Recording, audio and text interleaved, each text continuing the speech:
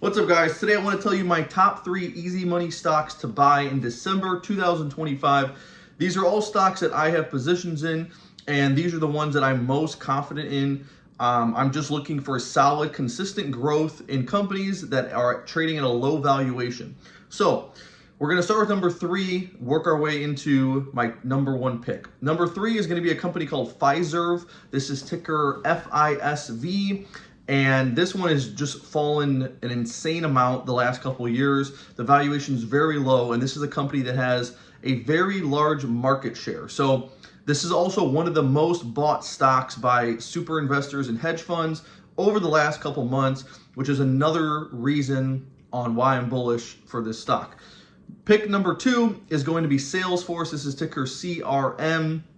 Similar one here. This one has really just been about, look at their numbers, like their revenue and their net income the last couple of years, specifically net income, because the change in net income the last couple of years has been insane. They went from, I believe, only $200 million of net income like a couple of years ago, and now they're doing over $6 billion of net income. Meanwhile, the stock is flat for the past 5 years. So I think the stock has a lot of catching up to do.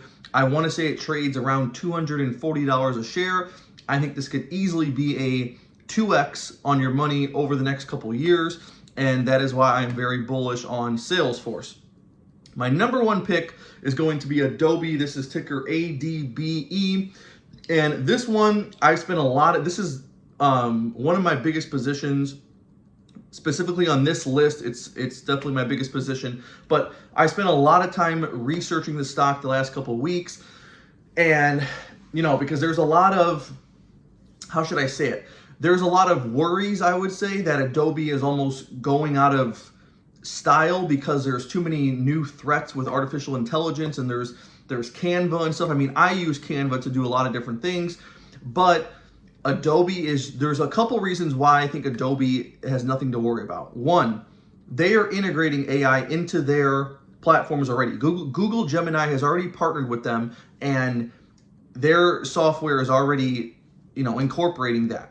Then we have the fact that a lot of AI apps, or if you're using Gemini or ChatGPT, whatever, the way those artificial intelligence platforms work, where pretty much you enter in a prompt and it can create an image or a video, but then if you want to make a small edit or something is slightly different than what you are wanting, you have to re-enter a whole new prompt, and when you ask it to change something, it's not very good at being accurate, there's always going to be that problem of, how can I get this to be as accurate as what I'm picturing in my head?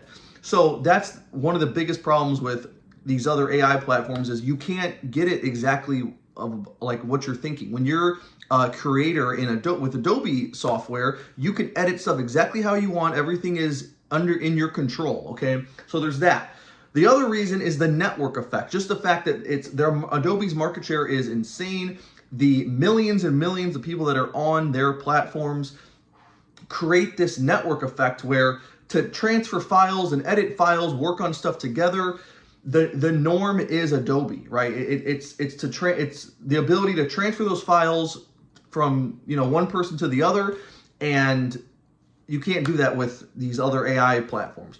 Then the other thing I want to add in here too is Adobe also has the only AI editing platform, I believe, that will account for trademarked things. So you can't get in trouble for, like if you use ChatGPT, I can put Michael Myers or something in my picture, right? Sometimes ChatGPT will say, oh, you're not allowed to use this, you can't put Michael Jordan or something in your picture because it's copyrighted, but plenty of other times it lets you put that in there. And Adobe will pretty much back you up and say, our software accounts for this, and we're willing to support you. If you were to get sued or something, let's say you're a company and you're getting sued for copyright, Adobe is pretty much there to protect you and make sure those things don't happen. So, like I said, there's a couple different reasons why I'm bullish on Adobe. The valuation, the P ratio right now is like a 13 on this stock. They're still growing. All the numbers look good. They're growing at like 11 or 12% a year. And to me, everything looks good here. So the fact that they're growing, the valuation is low. I don't think these AI platforms like, I mean, Gemini, for one, Gemini is already partnered with Adobe now. You're using Gemini and Adobe together. So I don't think Google's looking at this like Adobe is a threat or we're trying to overtake Adobe's business or something. They're working together, so that wouldn't make any sense. So you have that. You have the network effect is a big one, just because, you know, people already use the Adobe platform. So the businesses don't want to deal with switching costs, okay? You have to retrain people. You have to, like I said, you can't be that accurate when you use other AI editing platforms, and you're not in control like you are with Adobe platform. So those are my top 3 stock picks. Let me know what you guys think, and I will see you in the next video.